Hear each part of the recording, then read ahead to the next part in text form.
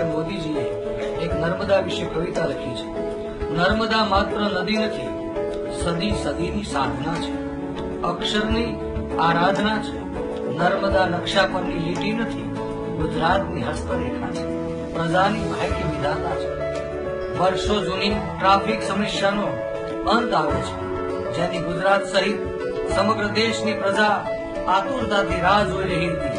તે ગુજરાતના ભરૂચ ખાતે માં નર્મદા ઉપર તૈયાર થઈ ચૂકેલા દેશના સૌપ્રથમ કેબલ બ્રિજની લંબાઈ 1.344 કિલોમીટર, પહોળાઈ 4 લેન બ્રિજનું નિર્માણ કાર્ય પૂર્ણ થયેલ છે।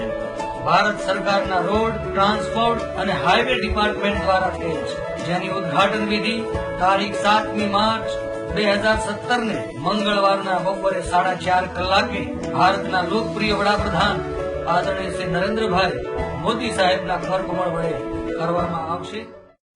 માં નર્મદા નદી પર ભરૂચ ખાતે ભારતનો સૌથી લાંબો અને આધુનિક કેબલ સ્ટેજ બ્રિજનું લોકાર્પણ 7 માર્ચ 2017ના દિવસે આપણા વડાપ્રધાન આદરણીય નરેન્દ્રભાઈ મોદી કરી રહ્યા છે।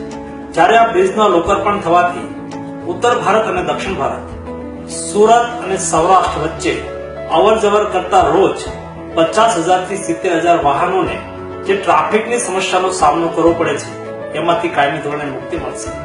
આ બ્રિજના લોકાર્પણથી આગામી દિવસોની અંદર લોકોની સમસ્યા તો દૂર થશે, સાથે સાથે આ બ્રિજના લોકાર્પણથી એક ઉત્તર ભારત અને દક્ષિણ ભારત વચ્ચેનો જે સેતુ છે એ પણ સરળ બનશે।